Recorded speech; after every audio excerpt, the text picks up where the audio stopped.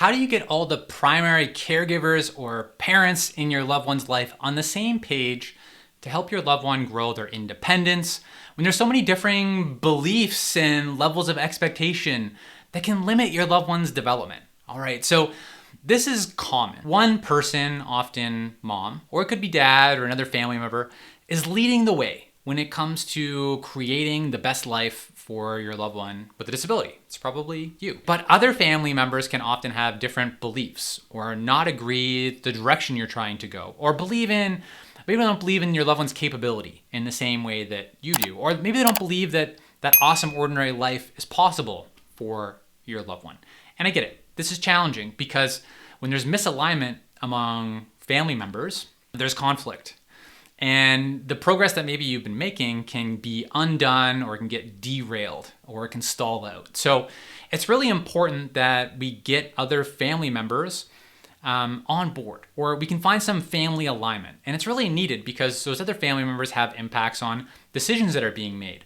Maybe they're providing caregiving, and if that caregiving style differs from, maybe they're doing everything for your loved one instead of doing things with them. That throws things off track if you're trying to help your loved one grow their capabilities. Or maybe that other family member has control of a financial asset and they have decision-making power over that, which is gonna alter the direction of your loved one's life. Or maybe this other family member is gonna be taking over support of your loved one in the future. So with all of those things, it's really important to really get together on the same page. But the question is, how do you do it? So I'm gonna give you a 5-step process for your family to help you get family alignment. Step number 1 is really just for y'all to agree that you want the best life for your loved one. Get alignment on really, you're all there in loving support of your loved one with a disability, and that you all want the absolute best for them. So step number 1, get grounded in that.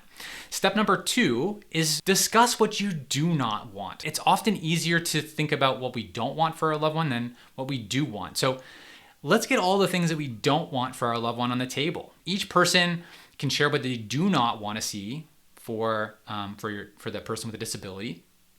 And this can give you a lot of clarity to help you move forward. So for example, if someone shares that they don't want to see your loved one living in a group home, or they don't want to see your loved one just stuck at home all day. If you can get alignment on those things, then hey, you got a starting point of what we don't want, and let's move forward from that. Okay, so that's step number 2. Step number 3 is to remove the blocks. I want you to encourage each person to share how they might be blocking your loved one from living their best life, or how they might be encouraging what's not best for your loved one. Might be another way to put it, either in the short term or the future. So for example, if people are able to recognize that, hey, I'm doing absolutely everything for my loved one, and that's really not helping my loved one grow, that's huge, right? Having that person acknowledge that on their own versus you just telling them. But if you can get those things on the table, you can start to remove the blocks. Step number 4 is to discuss ideas of what would be best for your loved one and for your family moving forward. Get all of those ideas on the table. And there might be conflicting ideas, there might be a whole bunch of different ideas. That's okay, get them all on the table.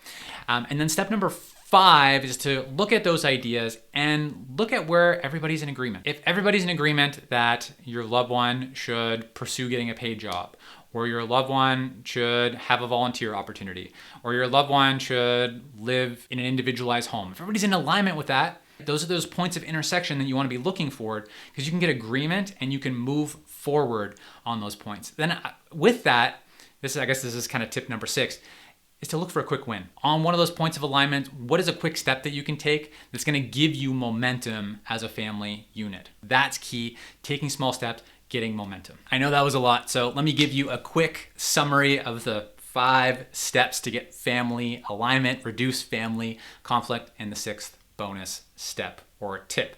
So step number 1, agree that you're all there in loving support of your loved one, okay? Step number 2, talk about what you do not want for your loved one, what you do not foresee in the future for them. That can give you a whole bunch of clarity.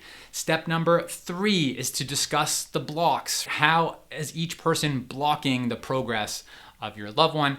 Step number 4 is to talk about the visionary ideas for what would be best for your loved one. Get all of those on the table. Step number 5, to look for those intersection points of where is there common ground, where are we all in alignment. Bonus step number 6, find a quick win. On the points of alignment, what's a quick step we can take as a family to start moving forward and get momentum? If these tips have been helpful for you so far, you're going to want to get my life planning 101 guide to get more strategies to help your loved one build their own awesome ordinary life and to help you with this life planning, future thinking. This is really the operating instructions for what the best life would be for your loved one. It's gonna help your family think through this thinking, hopefully reduce conflict within your family, get more alignment, help you to move forward. So you've got this. I'm Eric Goll. Together, let's take a small step forward.